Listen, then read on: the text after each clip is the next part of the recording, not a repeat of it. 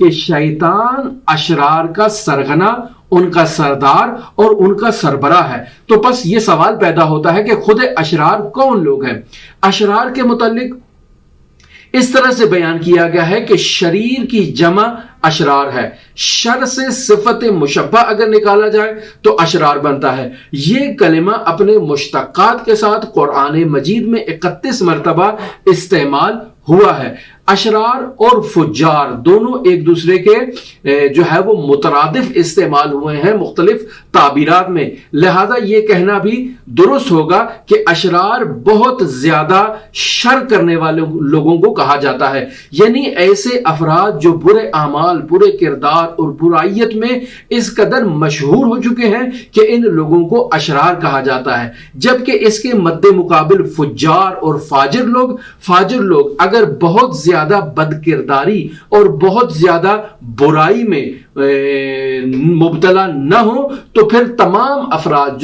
افراد برے کام کریں اور شیطان کی پیروی کریں، انہیں فجار کہا جا سکتا ہے۔ لیکن اگر فجار بھی اشرار کی طرح بہت زیادہ اپنے فسق و فجور میں اس قدر نمایاں اور ممتاز ہو چکے ہوں تو ان لوگوں کو بھی فجار ہی کہا جائے گا، پھر یہ عادی گناہ کرنے والوں کو فجار نہیں کہا جائے گا۔ لہٰذا بطور قطع اور بطور یقین ہم یہ کہہ سکتے ہیں کہ جو بھی برے عمل میں مبتلا ہوگا اسے اس کے آثار اپنی لپیٹ میں لے لیں گے۔ یہ ممکن ہی نہیں ہے کہ انسان کو برا کام کرے لیکن یہ توقع رکھے کہ اس برے کام کے آثار اس کی ذات پر مرتب نہیں ہوں گے اور اس کے آثار اس کی ذات پر نمایاں نہیں ہوں گے۔ شر ایک ایسی حالت ہے جس سے تمام لوگ دوری اختیار کرنا چاہتے ہیں، تمام لوگ چاہتے ہیں کہ ان کے وجود میں شر نام کی کوئی چیز نہ ہو، صرف اور صرف خیر ہی خیر ان کے وجود میں ہو۔ لہٰذا ہر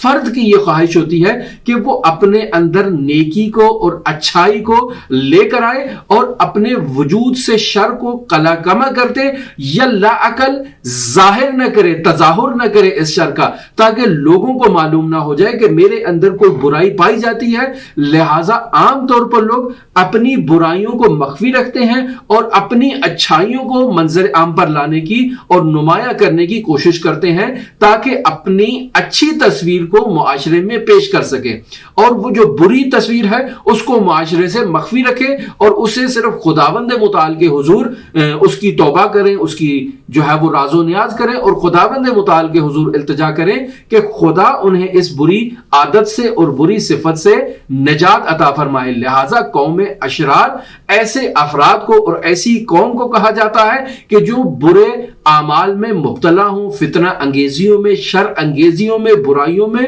مبتلا ہوں، ایسے قوم کو قوم اشرار کہا جاتا ہے۔ لہٰذا اگر ہم نے شر کو بہتر انداز میں مزید درک کرنا ہے تو وہی قاعدہ جو ہم نے گزشتہ روز آپ کی خدمت میں بیان کیا اس قاعدے پر عمل کیا جائے، یعنی تعرف الاشیاء بازدادها، یعنی آپ شر کی ضد اور فجار کی ضد کو مد نظر رکھیں تو خود بخود آپ کو معلوم ہو جائے گا کہ شر کس کو کہتے ہیں اور فجور کس کو کہا جاتا ہے۔ اس قاعدے کے مطابق شر ہمیشہ خیر اور اچھائی کی ضد اور نقیض کے طور پر استعمال ہوتا ہے۔ پس شر یعنی برائی، شر یعنی فساد، شر یعنی ظلم، شر یعنی ڈکیتی، شر یعنی تمام وہ برائیاں جو ہمارے معاشرے میں رائج ہیں۔ حضرت سید الاوصیاء علیہ آلاف و تحیت و ثنا کا ایک خوبصورت فرمان بہار الانوار کی جلد نمبر 74 میں درج ہے۔ میں اس فرمان کو آپ کی خدمت میں نقل کرتا ہوں جس سے یہ ہمارے سامنے اشرار کی وضعیت جو ہے وہ حضرت کے نزدیک جو بیان فرما رہے ہیں وہ واضح ہو جائے گی۔ حضرت سید الاوصیاء علیہ آلاف و تحیت و ثنا ارشاد فرما رہے ہیں مجالست الاشرار تعرس سوء الظن بالاخیار،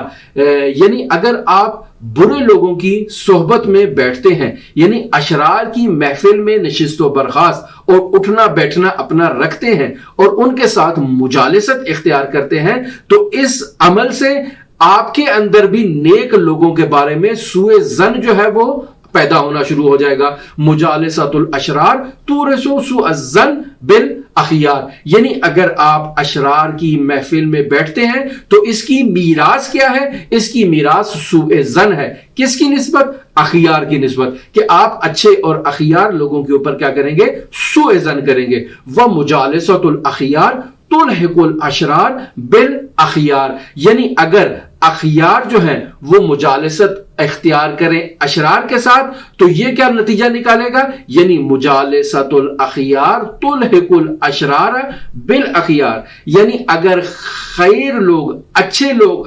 اشرار کے پاس جائیں تو ان اچھے لوگوں کی جو صفات ہے، ان کے نفس کی جو طاقت ہے، وہ اشرار کے برائیوں کے اوپر غلبہ پیدا کر لے گی اور ان اشرار کو بھی اخیار کی طرف کھینچ کے لے آئے گی. یعنی اشرار کے وجود میں ایک ایسی مقناطیسی قوت اور توانائی پائی جاتی ہے کہ وہ اشرار کو اپنے اندر جذب کر لیں گے اور ان کے اندر سے شر کو نکال کر باہر پھینک دیں گے. تو پس اشرار کی محفل میں انسان کو نہیں جانا چاہیے، اور ابرار اگر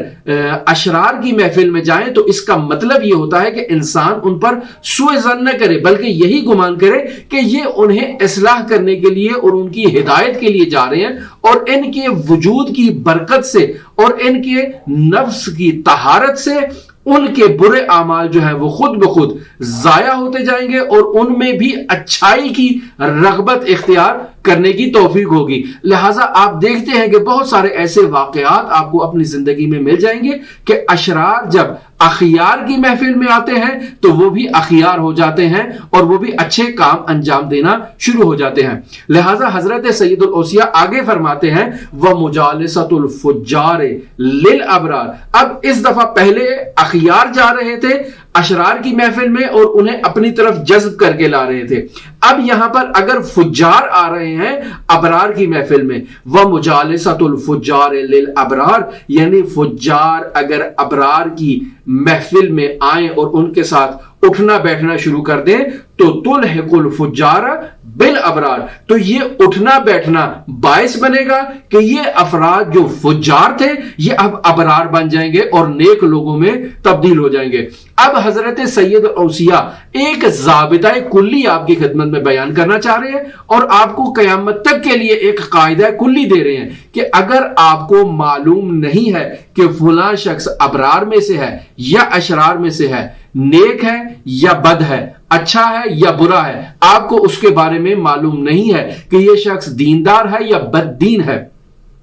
یہ نسخہ ان لوگوں کے لیے بہت ہی مفید ہے جو اپنی بچیوں کے رشتہ کرنا چاہتے ہیں اور اس کے بارے میں ان کو داماد کے لیے اور لڑکے کے بارے میں تحقیق کرنا چاہتے ہیں کہ یہ لڑکا اچھا ہے یا برا ہے. حضرت سید الاوصیاء علیہ آلاف و تحیت و ثنا کا بہترین نسخہ، اس پر عمل کریں، آپ کی تمام مشکل اس بابت جو ہے وہ حل ہو جائے گی. حضرت سید الاوصیاء کیا بیان کرنا چاہ رہے ہیں؟ فمن اشتبہ علیکم امرہ، یعنی جس شخص کے بارے میں آپ کو معلوم نہیں ہے کہ اس کا تعلق اخیار سے ہے یا اشرار سے ہے، اس کا تعلق ابرار سے ہے یا فجار سے ہے، آپ کو کچھ معلوم نہیں ہے، تو پھر آپ کیا کریں؟ فمن اشتبہ علیکم امرہ، یعنی جس شخص کا امر آپ کے اوپر مشتبہ ہو جائے، ولم تعرفوا دینہ، یعنی آپ اس کے دین کو نہیں جانتے، آپ اس کے عقائد کو نہیں جانتے، آپ اس کی اخلاقیات کو نہیں جانتے، آپ اس کے کردار کو نہیں جانتے، آپ اس کے متعلق کچھ نہیں جانتے، تو پھر آپ کو کیا کرنا چاہیے؟ فانظروا الی خلطائہ، تو آپ دیکھیں کہ کن کے ساتھ یہ اختلاط کرتا ہے، کن کے ساتھ یہ اٹھتا بیٹھتا ہے، اس کی محفل میں کون لوگ ہیں. یعنی اگر تو اس کی محفل برے لوگوں کے ساتھ ہے تو یہ شخص بھی انہی کے جیسا ہے، اور اگر اس کی محفل اچھے لوگوں کے ساتھ ہے تو یہ شخص بھی انشاءاللہ نیک اخلاق، نیک کردار اور نیک سیرت والا لڑکا ہوگا. آپ اس کے ساتھ جو ہے وہ اپنی رشتہ داری قائم کر سکتے ہیں. لہٰذا حضرت فرما رہے ہیں فَإِن كَانُوا أَهْلَ دِينِ اللَّهِ، تو اگر اس کے رفقا دین خدا پر قائم ہوں گے تو یہ شخص بھی دین خدا پر قائم ہوگا، اور اگر اس کے دوست فجار ہوں گے، اس کے دوست جو ہیں وہ اشرار ہوں گے تو یہ بھی فجار صرف میں ہوگا، اور اس سے آپ کو اجتناب کرنا چاہیے. وَإِن كَانُوا عَلَى غَيْرِ دِينِ اللَّهِ، اور اگر وہ اللہ کے دین کے علاوہ کسی اور دین پہ ہوں، فَلَا حَظَّ لَهُ مِن دِينِ اللَّهِ، تو اس کو دین خدا سے کوئی چیز بھی نصیب میں حاصل نہیں ہوگی.